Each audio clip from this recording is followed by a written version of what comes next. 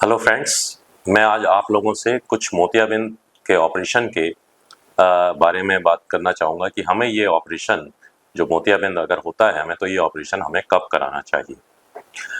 देखिए, मोतियाबिंद का ऑपरेशन का अब आजकल चूँकि मशीनों से ऑपरेशन होते हैं, तो इसके लिए कोई हमें जो पहले से एक हमारी प्रथा चली आ रही है कि मोतियाबिंद पक जाना चाहिए और जब मोतियाबिंद की वजह से हमें पूरा नहीं दिखाई देता है, तब हमें इसका ऑपरेशन कराना चाहिए। ये आजकल ठीक नहीं है, क्योंकि जब पहले मशीनों से ऑपरेशन नहीं होते थे, तो जब मोतियाबिंद बिल्कुल पक जाता था, तभी उसको निकालना सेफ होता था और उस समय उसमें लेंस भी नहीं डाला जाता था।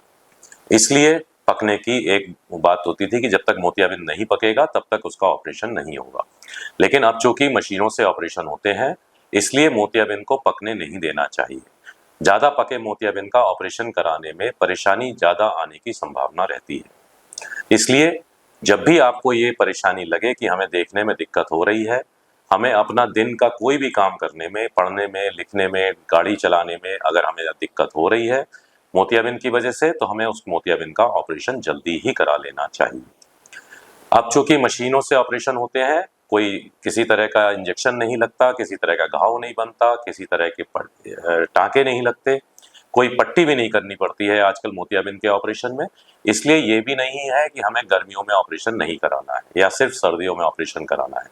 अब हम किसी भी मौसम में, चाहे वो गर्मी हो, चाहे बारिश हो, चाहे सर्दियाँ हों, हम कभी भी मोतियाबिंद का ऑपरेशन करा सकते हैं और किसी भी मौसम में ऑपरेशन कराने में किसी भी तरह की कोई परेशानी नहीं होती है।